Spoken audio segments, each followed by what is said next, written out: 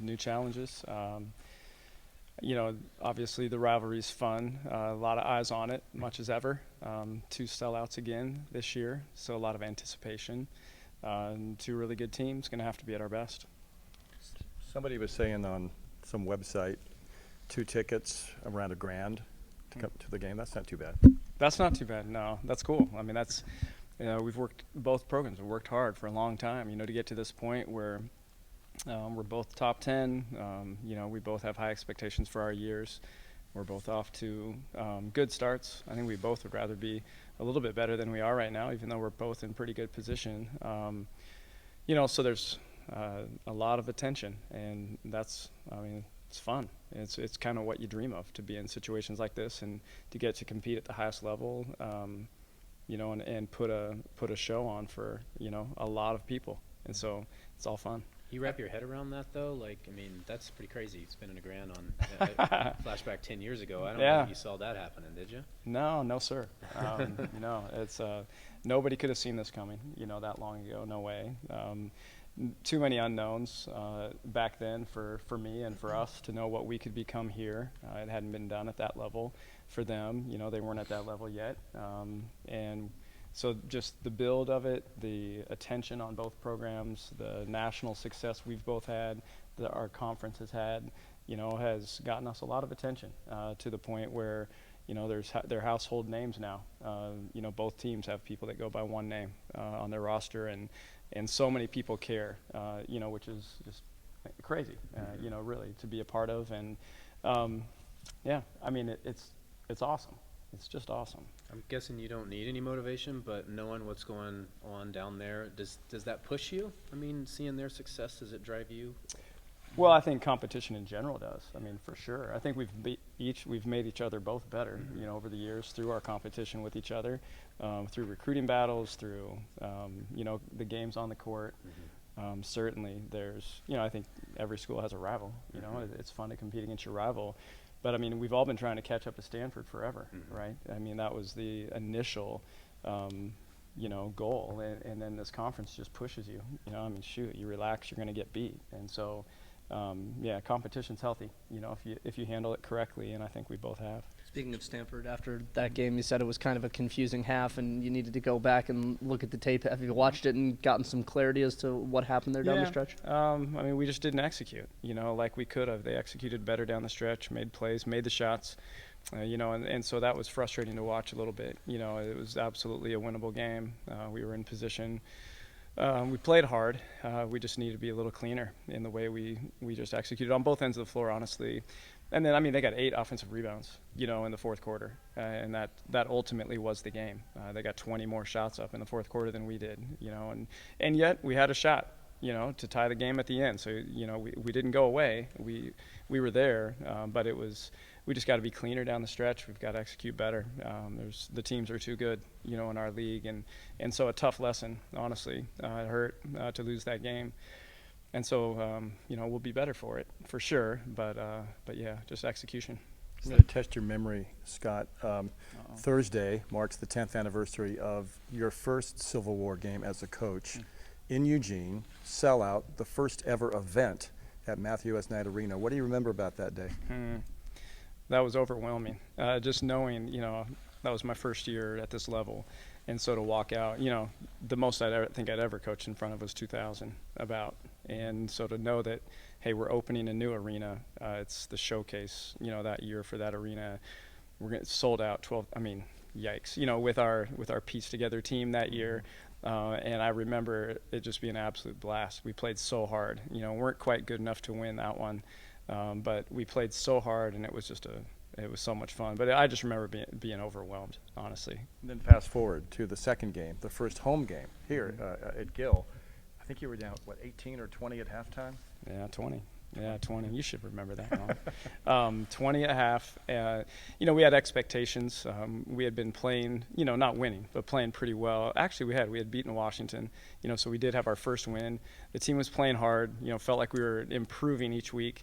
And, hey, we only lost by 8, down in Eugene. Maybe, we can get them here. And And then just to get kind of ambushed. The first half, it just went complete opposite of what we hoped. They shot the lights out. And so we're in the locker room down 20. What are you going to do this half? And we just came out and chipped away. And I remember just El Sarah Greer, our one senior, just demanding the ball down the stretch in the post and scoring in 3-point plays. And then Anna Marchbanks getting that rebound and the place going absolutely crazy. I think 27 or 3,700 that day came out to support us. And so that was one of those moments that, we'll never forget. And it was one of those days that, made everybody think, hey, maybe we can turn this thing around here. When you look at the three-point shooting of late, is it shot selection? Is it shooters just need to shoot their way out of a little bit of a slump, or what do you see? Isn't that a great question? I mean, that's basketball. Some minutes the basket's the size of the gym, and other times it looks really small. And for us, I don't really know. I mean, there's not just an answer on that. I think some of it comes down to execution. I mean, certainly we're defended so well in this league that your windows shrink. Part of it comes down to what I just mentioned, execution. I mean, we've got to be tighter in the way we're doing things. We've got to get better that way and pay more attention to detail, move the ball a little quicker so the looks are better. That's part of it. Certainly we've missed a lot of open shots though too.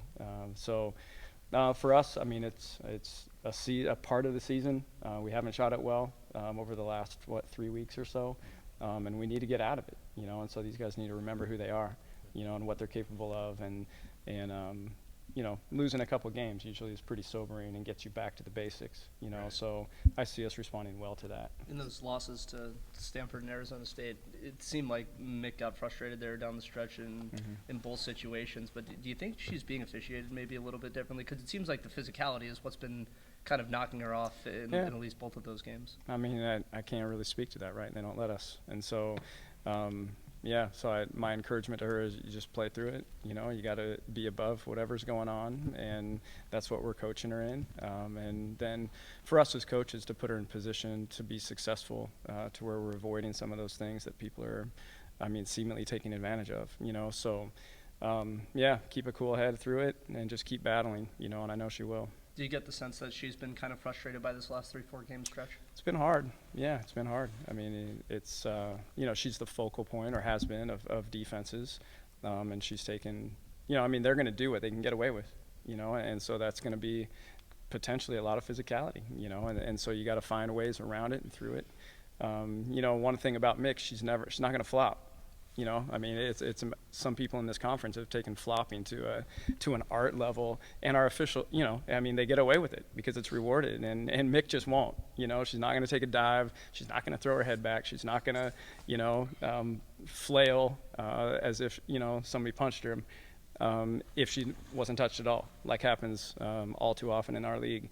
And so for part of that, that's the thing.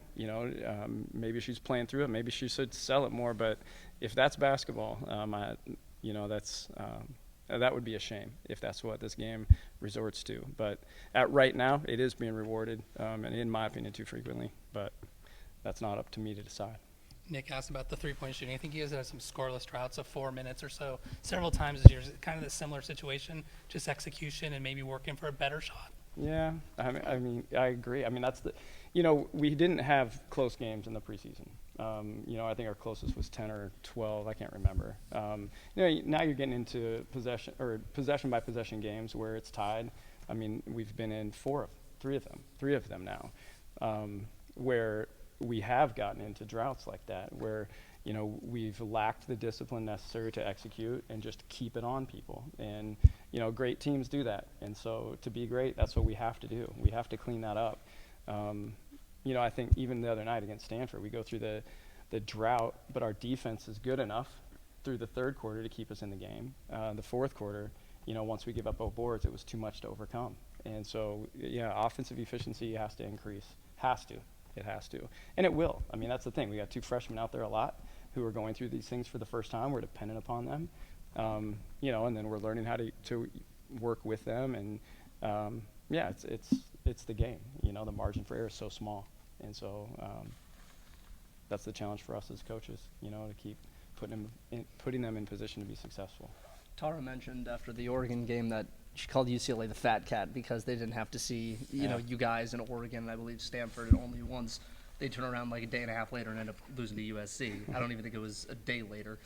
I mean, do you guys pay a lot of attention to how those games are kind of unfolding? Just because, sure, a game like this matters a lot for potential Pac-12 seedings, regional seedings in the NCAA tournament, but then you end up with a UCLA to have to contend with, and then they turn around and drop a game like that.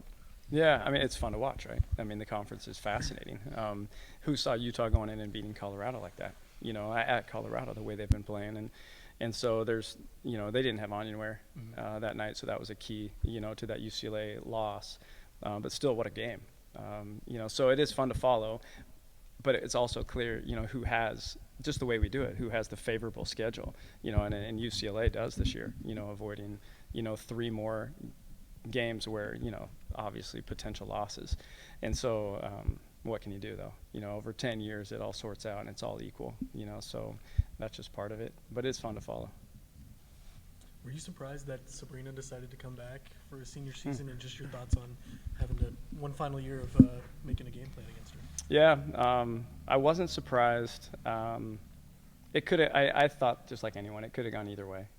You know, she's got a great thing going, and you know, this is fun. I mean, this is fun. And so why not do this as long as you can, as long as it makes sense? And for her, clearly, in her mind, it made sense, you know, to come back. Coaching against her, you know, she's a great player, clearly. And, you know, I enjoy the challenge of coaching against great players. And so when she came back, I'm like, all right, here we go. You know, last year, you know, we did a couple things we've never done before because of her and because of her mind and how, you know, smart and skilled she is and what she's capable on the floor offensively. You know, it really challenges, I mean, a team and challenges everyone. Whatever you do, she's got a counter, you know, and that mind is fun to compete against. And so, yeah, it's not easy, of course, but I enjoy the challenge. What's it been like on that note, watching the journey that your seniors and their seniors have kind of had side by side over the last 4 years? You got more games to play, obviously, but just kind of seeing how these programs have gone beside each other. Well, I'm proud. I'm proud of both. You know, we know all of them. They know all of us. And, you know, there are a lot of incredible young women competing at such a high level in such a demanding sport.